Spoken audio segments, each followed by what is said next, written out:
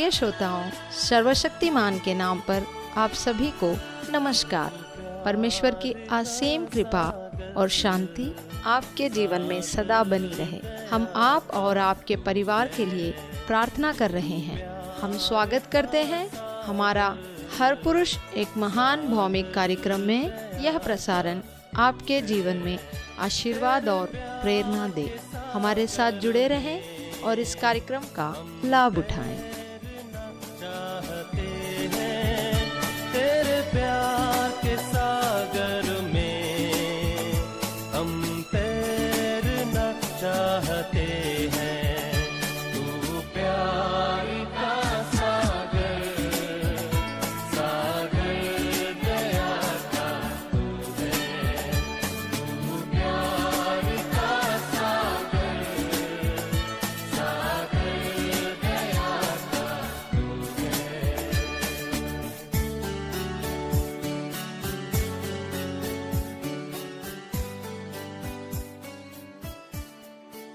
आइए हमारी कहानी शुरू करेंगे। हर कोई चाहता है कि उसके पास अधिक पैसा हो। कुछ चर्च अपने उपदेश में यह बताते हैं कि ईश्वर आपके वित्त को आशीर्वाद देने के लिए प्रमुख भूमिका निभाते हैं। कुछ शिक्षक तो कहते हैं कि यदि आप कुछ विशेष नियमों पर और विश्वास के अनुसार दान करते हैं तो ईश्वर आपको धनवान बनाना अनिवार्य है। लेकिन क्या वास्तव में बाइबल में यह पढ़ाया गया है कि पैसा कैसे काम करता है और वित्तीय सफलता कैसे पाई जाती है? तो आइए इस कहानी को प्रार्थना के साथ शुरुआत करते हैं। हे परमेश्वर, कृपया हमारे मन को समझ और ज्ञान से भर दे कि हम धन और वित्त के मामले में आपके मार्गदर्शन को समझ सके। हमें यह सिखाए कि कैसे बुद्धिमानी से धन का प्रबंध किया जाए और आपकी इच्छा के अनुसार जीवन जिया जाए। प्रभु यीशु मसीह के नाम में यह प्रार्थना करते हैं, आमीन। चलिए कहानी पर लौटेंगे। इस विषय पर विचार करने के लिए हम आरव और प्राची की कहानी के माध्यम से बाइबल की शिक्षाओं को समझेंगे। आज हम समृद्धि संतुलित दृष्टिकोण पर चर्चा करेंगे, यानी कि बाइबल में वित्तीय सफलता को कैसे परिभाषित किया गया है। श्रोताओं में धन के संबंध में 2000 से अधिक संदर्भ है। इसीलिए बाइबल केवल दान, विश्वास या ईश्वर पर भरोसा करने के विषयों तक सीमित नहीं है। यह हमें यह भी सिखाती है कि धन को समझदारी और विवेकपूर्ण तरीके से कैसे प्रबंधित किया जाए। सबसे पहले बाइबल बताती है कि समृद्धि किस पर निर्भर करती है। इस प्रकार की ईश्वरीय बुद्धिमत्ता के लिए हम राजा सुलेमान की ओर देखेंगे। वह यह व्यक्ति जिसने समृद्धि और धन के विवेकपूर्ण प्रबंध के बारे में सब कुछ जाना। वास्तव में जब ये नीति वचन लिखे गए थे तब वह केवल दुनिया का सबसे बुद्धिमान व्यक्ति ही नहीं बल्कि सबसे धनवान व्यक्ति भी था। समृद्धि का पहला संकेत है कि वह व्यक्ति जो कर्ज से बचता है। नीति वचन 22 और 7 कहता है, धनी गरीब पर राज करता है और उधार लेने वाला उधार देने वाले का दास हो जाता है। इसीलिए कर्ज से बचें। नीति वचन 21 और 17 राजा सोलोमन की अगली सलाह देता है, जो सुख को प्रेम करता है वह गरीब हो जाएगा। जो शराब और तेल को पसंद करता है वह कभी समृद्ध नहीं होगा। बाइबल हमें अत्यधिक विलासित जीवन से बचने की सलाह देती है। समृद्धि का अलग संकेत है कि कठिन परिश्रम। नीति वचन 14 और 23 कहता है, सभी कठिन परिश्रम लाभ लाता है। केवल बात करने से ही गरीबी आती है। इसके बाद हम अपने संसाधनों का सही प्रबंध करने की सलाह दी गई है। नीति वचन 27 और 23 कहता है, अपने झुंड की स्थिति को जानो और अपने पशुधन पर ध्यान दो। फिर पापपूर्ण व्यवहार से दूर रहने का आदेश है। नीति वचन 23 और 20 से 21 कहता है, जो लोग बहुत शराब पीते हैं या अत्यधिक मांस खाते हैं उनके साथ ना जुड़ो, क्योंकि शराबी और अतिभोजी गरीब हो जाते हैं और उनीदापन उन्हें भोजिल बनाता है। जैसे जैसे हम बाइबल में समृद्ध के निर्धारक तत्वों को देखते हैं, हम राजा सुलेमान और अधिक बुद्धिमत्ता पाते हैं। सबोपदेशक 11:1-2-6 में लिखा है, अपने अनाज को सागर के पार भेजो, कई दिनों बाद तुम्हें लाभ मिलेगा। 7 व्यवसायों में निवेश करो, हाँ 8 में भी, क्योंकि तुम नहीं जानते कि भूमि पर कौन सा संकट आएगा। यह हमें विविधीकरण करने की सलाह दी गई है। अब हम कुछ और शास्त्रों में लागू करेंगे और फिर हम जो पढ़ चुके हैं उसको हम फिर से दोहराएंगे।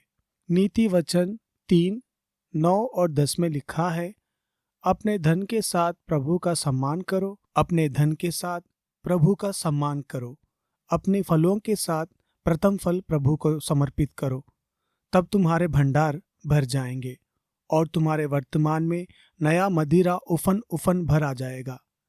नीति वचन 11:24-25 में लिखा है, एक व्यक्ति उदारता से देता है फिर भी और अधिक प्राप्त करता है, दूसरा अत्यधिक रोकता है लेकिन गरीबी में पड़ जाता है।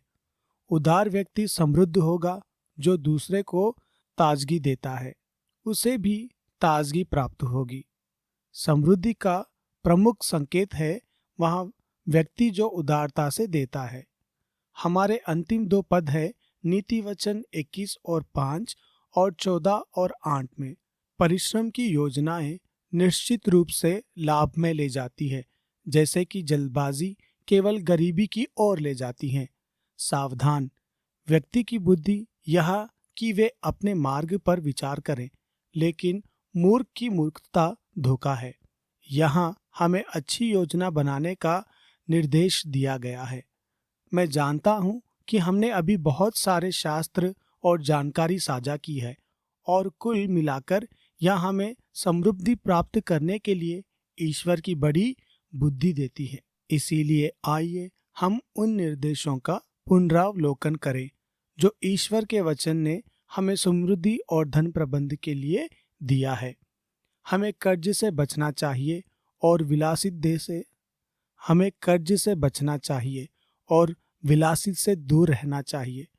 हमें मेहनत करनी चाहिए और अपने संसाधनों का प्रबंध करना चाहिए। पापपूर्ण व्यवहार से दूर रहें, अपने संसाधनों की विधिवत बनाएं, उदारतापूर्वक दें और अच्छी योजना बनाएं। ये बाइबल द्वारा सिखाई गई कुछ मूल बातें हैं।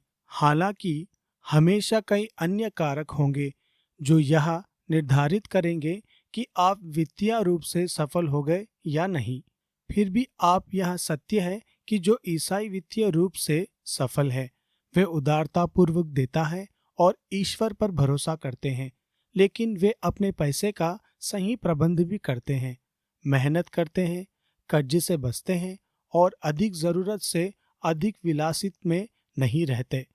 इन सभी क्षेत्रों पर ध्यान देने से आप समृद्ध होंगे। प्रत्येक क्षेत्र महत्वपूर्ण है। एक ईसाई के रूप में यह एक महत्वपूर्ण प्रश्न है जिसका उत्तर आपको पता होना चाहिए। जैसे के साथ पैसे के साथ आपका लक्ष्य क्या होना चाहिए। हमेशा की तरह हम उत्तर खोजने के लिए ईश्वर के वचन की ओर मुड़ते हैं।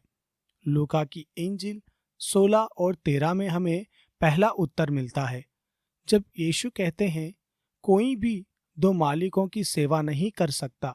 या तो तुम एक से नफरत करोगे और दूसरे से प्रेम करोगे, या तो तुम एक के प्रति निष्ठावान रहोगे और दूसरे को तिरस्कार करोगे। तुम ईश्वर और धन दोनों की सेवा नहीं कर सकते।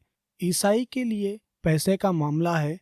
प्राथमिकता लक्ष्य यह होना चाहिए कि धन और भौतिक संपत्ति की खोज के ऊपर हम अपनी भक्ति और सेवा को ईश्वर को प्राथमिकता देते हैं। जब हम अपना जीवन यीशु को देते हैं तो वह हमें धन के अनुसार हमारी आवश्यकताओं को पूरा करने का वचन देता है और पैसे के साथ हमारा लक्ष्य होना चाहिए। हिब्रुओं की किताब 13 और 5 को सुने। अपने जीवन को धन के प्रेम से मुक्त रखें और जो आपके पास है उससे संतुष्ट रहें, क्योंकि ईश्वर ने कहा है, मैं तुमको कभी नहीं छोड़ूंगा, कभी तुम्हें ना त्यागूंगा। हमें ईश्वर के प्रेम को किसी भी धन से बड़ा देखना नहीं चाहिए। पैसा क्षणिक का है, लेकिन उसका प्रेम हमेशा हमारे साथ है। आइए अब हम पहली तीमुथियुस 5 और 8 देखेंगे। जो कोई अपने संबंधियों और विशेष रूप से अपने परिवार की देखभाल नहीं करता, उसने विश्वास से इनकार किया है और वहां अविश्वासी से भी बुरा है। यह स्पष्ट है कि हम पैसे को एक माध्यम के रूप में देखना चाहिए जिससे हम अपने परिवार और घर की जरूरतें पूरी कर सकें। पैसे के साथ हमारे लक्ष्य का सवाल का अंतिम शास्त्र पहला तीमुथियुस 6 और 10 है। परम भक्ति और संतोष बड़ी लाभ है, क्योंकि हम इस संसार में कुछ भी नहीं लाए हैं और कुछ भी साथ नहीं ले जा सकते। लेकिन अगर हमारे पास भोजन और वस्त्र है तो हमें उसी में संतोष करना चाहिए। जो लोग धनवान बनना चाहते हैं वे प्रलोभन और जल में पड़ जाते हैं और कई मूर्खपूर्ण और हानिकारक इच्छा में फंस जाते हैं, जो लोग को विनाश और बर्बादी में डाल देती है, क्योंकि धन का प्रेम सभी प्रकार की बुराई का मूल है। कुछ लोग धन के प्रति लालियत होकर विश्वास से भटक गए और अपने आप को कई दुखों में डुबा लिया। हमें ईश्वर द्वारा दी गई चीजों में संतोष का दिल विकसित करना चाहिए। हमें यह समझना चाहिए कि धन के पीछे भागना एक जल है, जबकि ईश्वर की खोज करना और संतोष रहना यहाँ पृथ्वी पर और अनंत काल तक सच्चा लाभ है। आइए पुनरावलोकन करें। पैसे के साथ हमारे लक्ष्य का सवाल का बाइबल आधारित उत्तर। पहला, हमें अपने धन और भौतिक वस्तुओं की खोज से ऊपर ईश्वर के प्रति भक्ति और सेवा को प्राथमिकता देनी चाहिए, क्योंकि वहां अपने धन के अनुसार हमारी जरूरतें पूरी करने का वचन देता है। दूसरा, हमें ईश्वर के प्रेम को किसी भी धन से बड़ा देखना नहीं चाहिए। पैसा क्षणिक है, लेकिन उसका प्रेम हमेशा हमारे साथ है। तीसरा, हमें पैसों को एक माध्यम के रूप में देखना चाहिए जिससे हम अपने परिवार और धन की जरूरतें पूरी कर सकें।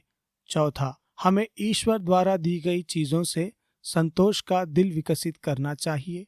हमें यह समझना चाहिए कि धन के पीछे भागना एक जल है, परंतु परम भक्ति और संतोष में बड़ी लाभ है। आज के एपिसोड का अंतिम भाग 4 विशेष सिद्धांतों का संक्षिप्त परिचय है। जैसे कि ऊपर कहा गया, हर व्यक्ति की जिम्मेदारी है कि वहां अपने परिवार की देखभाल करें। ईश्वर ने हमें यह करने के लिए बनाया है और इस चुनौती को पूरा करने और सफल होने में एक निश्चित संतोष है। शेष समय में कुछ वित्तीय सिद्धांतों पर चर्चा करेंगे जो आपकी सफलता में मदद कर सकते हैं।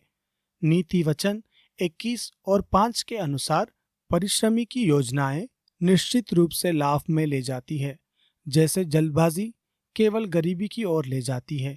यद्यपि हम यहाँ विस्तार में नहीं जाएंगे। तथ्य यह है कि हमें भविष्य के लिए योजना बनानी चाहिए। सिद्धांत 1, जल्दी शुरू करें। बचत और विशेष की शुरुआत जल्द से जल्द करने के महत्व को बताता है। ऐसा करने से आपके पैसे को मिश्रित ब्याज के माध्यम से बढ़ने का अधिक समय मिलेगा। जल्दी शुरुआत करने से आपको समय के साथ विशेष के लाभ का पूरा फायदा मिलता है और लंबे समय में अधिक संपत्ति बनाने में मदद मिलती है। समय आपके वित्तीय लक्ष्यों को प्राप्त करने में एक मूल्यवान सहयोग बन जाता है। इसीलिए जल्दी कार्रवाई करना एक सुरक्षित और समृद्ध भविष्य बनाने में महत्वपूर्ण कारक है। सिद्धांत 2, एक सरल सूत्र है जिससे यह अनुमान लगाया जा सकता है कि किसी विशेष के मूल्य के दुगना होने को कितना समय लगेगा। 72 का ब्याज दर से विभाजित करें और आपको विशेष के दुगने होने का लगभग वर्ष का अनुमान मिल जाएगा। उच्च ब्याज दरें तेज वृद्धि देती है। उदाहरण के लिए 6% लाभ दर पर पैसा लगभग 12 वर्ष में दुगना हो जाता है, 72/6, जबकि 12% लाभ दर पर लगभग 6 वर्ष में दुगना हो जाता है, 72 और 12। यह नियमित विशेष को संभावित वृद्धि का अनुमान लगाने और अपने वित्तीय लक्ष्यों को प्रभावी ढंग से प्राप्त करने में मदद करता है। सिद्धांत 3, डॉलर कॉस्ट एवरेजिंग। इसका मतलब है कि किसी निश्चित राशि को नियमित अंतराल पर विशेष करना, चाहे बाजार की स्थितियां कैसे भी हो। जब कीमतें कम हो तो आप अधिक शेयर खरीदते हैं और जब कीमतें अधिक हो तो कम खरीदते हैं। यह रणनीति यह सुनिश्चित करती है कि आपको शेयर की औसत लगातार पूरे बाजार औसत से कम बनी रहे, बाजार के समय पर दबाव को हटाकर। यह आपातकालिक मूल्य अस्थिरता के प्रभाव को कम करता है और दीर्घकालिक निवेश के लिए अनुचित दृष्टिकोण प्रदान करता है। डॉलर कॉस्ट एवरेजिंग विशेषज्ञों को उनके लक्ष्यों के प्रति प्रतिबद्ध रहना और बाजार की अनिश्चितताओं में अधिक आत्मविश्वास से काम करने में मदद करता है। सिद्धांत 4, विविधीकरण। यह सलाह देता है कि आप अपने विशेष को विभिन्न वित्तियों में फैलाएं ताकि जोखिम कम हो। अपने सारे पैसों को एक ही विशेष में लगाने का ब्याज इसे अलग अलग उद्योगों, शेयर, बॉन्ड और अन्य संपत्तियों में विभाजित करें। विविधीकरण आपके पोर्टफोलियो को महत्वपूर्ण नुकसान से बचाने में मदद करता है। अगर कोई निवेश अच्छा प्रदर्शन ना करे जब एक संपत्ति की कीमत गिरती है तो अन्य अच्छा प्रदर्शन कर सकते हैं, जिससे आपकी कुल आय संतुलित रहती है।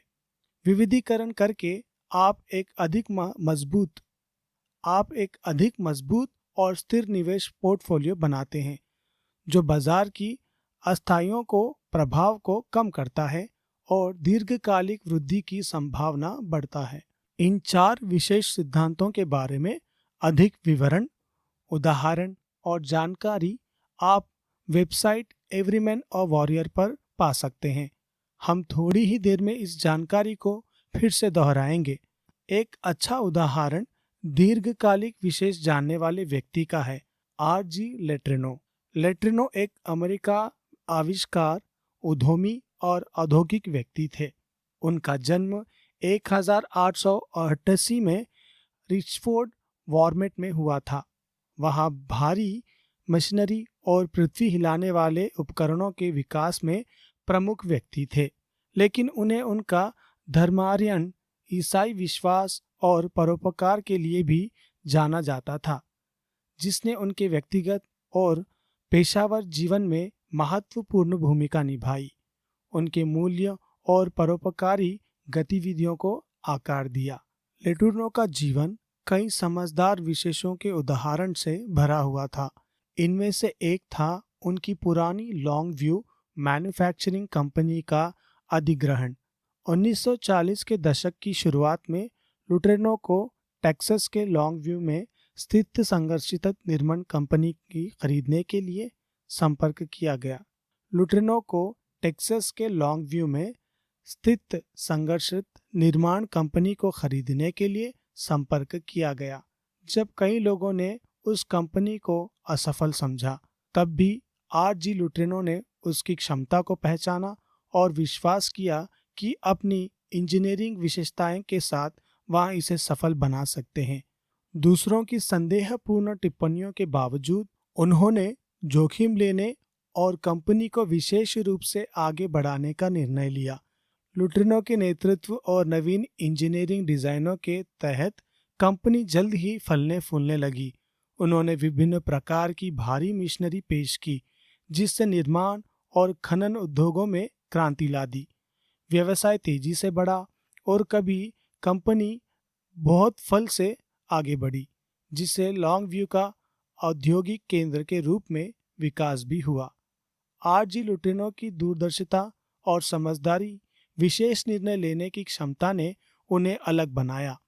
उन्होंने मूल्य देखा जहां अन्य लोगों ने नहीं देखा और सकारात्मक बदलाव लाने के लिए योजनाबद्ध जोखिम उठाने का साहस किया।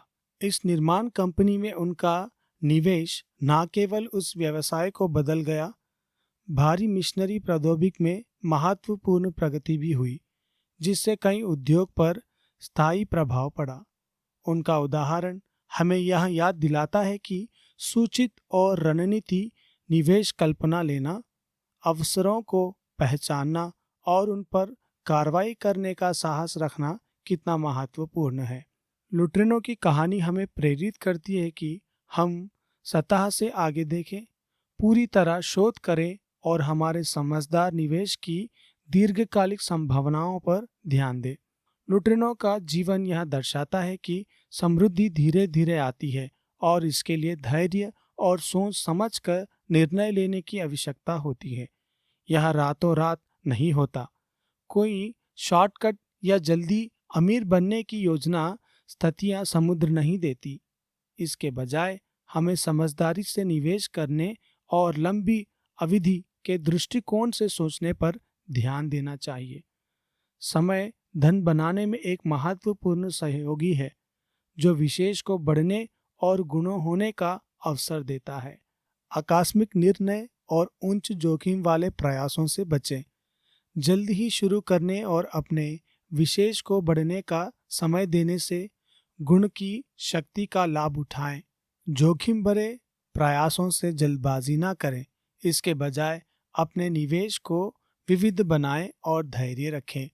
अपनी समृद्धि की यात्रा को संतुलित बनाने के लिए याद रखें कि आपके पास जो कुछ भी है वह परमेश्वर का उपहार है।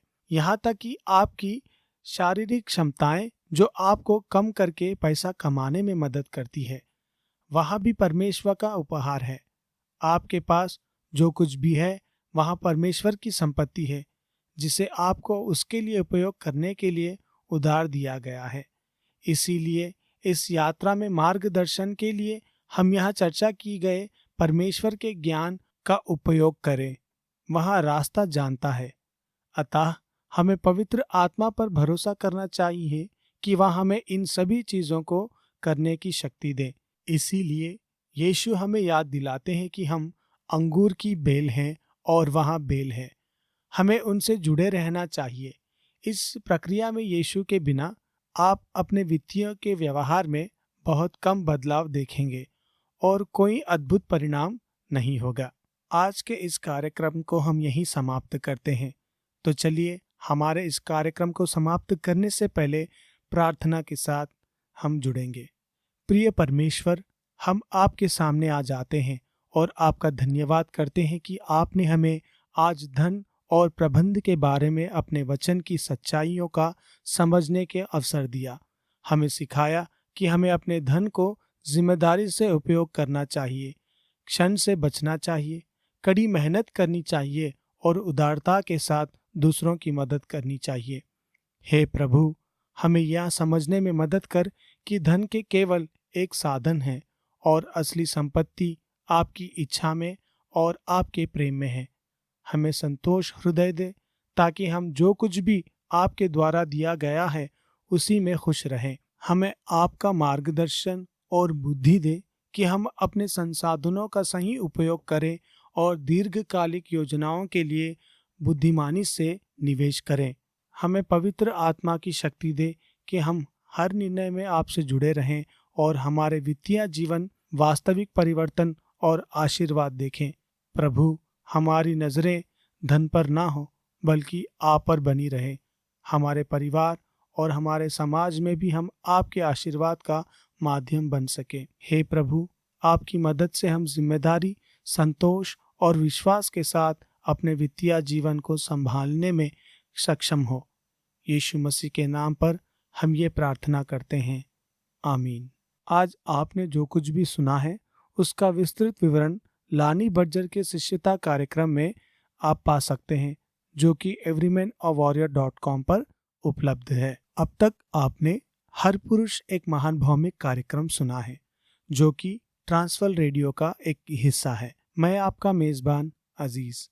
यदि आप शिष्यता के बारे में और जानना चाहते हैं, यह सीखना चाहते हैं कि कैसे आप उस व्यक्ति बन सकते हैं जिसे परमेश्वर ने बनाया है, तो आज ही हमें संपर्क करें everymanglobal.com पर। धन्यवाद।